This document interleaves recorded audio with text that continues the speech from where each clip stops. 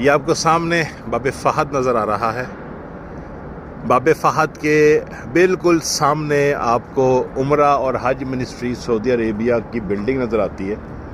उस बिल्डिंग के साथ आप जब थोड़ा सा नीचे उतरेंगे तो एक शवारमे की शॉप है और उसके साथ ही नीचे को रास्ता जाता है जो मुकम्मल तौर पर बंद है जिस वक्त जहाँ पे मैं घूम रहा हूँ। ये जगह आपको नज़र आ रही है जी, कच्ची जगह। हरम के आसपास ये वाहिद कच्ची जगह है। ये वो जगह है जहाँ पर हिंदू दौरे इस्लाम से पहले अपनी बेटियों को ज़िंदा दरगोर कर दिया करते थे, दफना दिया करते थे। आज हम आए हैं ज़ियारात पर, तो ये हमने एक थोड़ा सा इलाका एक्सप्लोर किया है। ठीक है, इसमें अगर आप गौर से देखें तो आपको उसी दौर के पुराने पत्थर यहाँ पर नज़र आएंगे। कुछ पुराने स्ट्रक्चर्स बने हुए हैं यहाँ पर, कहीं कहीं